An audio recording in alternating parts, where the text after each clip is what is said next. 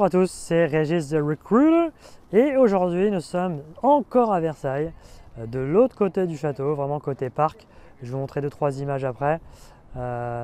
Endroit très sympa pour celles et ceux qui connaissent déjà et pour les autres, ça vous fait découvrir. Dans cette vidéo, on va voir les recommandations et les références. Donc les références, elles peuvent être demandées par votre futur employeur.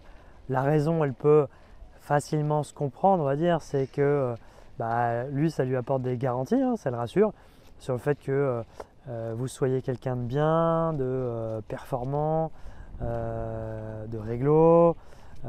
Donc pour lui, évidemment, c'est tout bénef. Pour vous aussi, quelque part, parce que ça vous facilite un peu le travail. Vous avez une preuve déjà que vous êtes quelqu'un de bon dans votre job.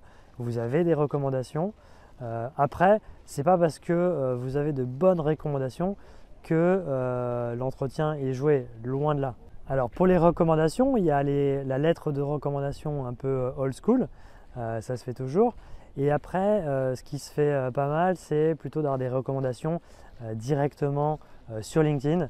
Donc là, vous avez votre compte LinkedIn et tout en bas, vous avez des recommandations de telle ou telle personne qui vous recommande sur telle ou telle de vos compétences.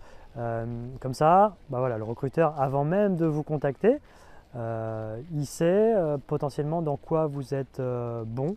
Il sait déjà dans quoi vous avez travaillé forcément de par votre CV et votre page LinkedIn, mais après il sait dans quoi vous êtes bon et quelles sont les compétences que vous avez pu développer.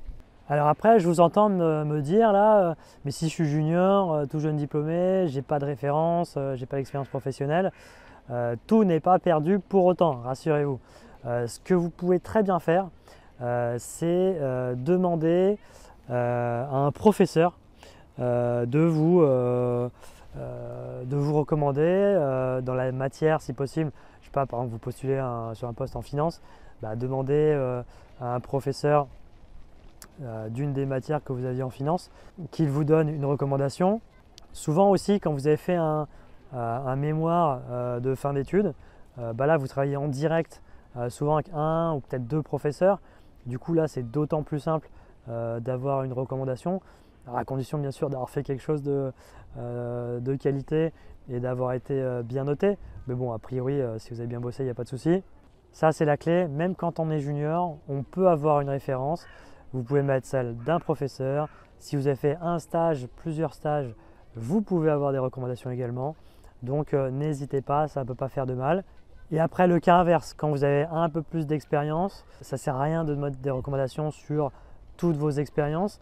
Demandez juste et indiquez les plus pertinentes, celles qui sont vraiment en adéquation avec le poste que vous allez rechercher. Voilà, tout simplement.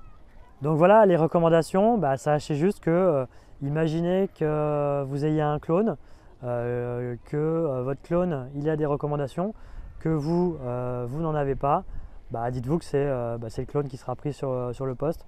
Donc autant mettre toutes les chances de votre côté. Voilà, écoutez, c'est tout pour cette vidéo parce que là ça caille vraiment sur Versailles.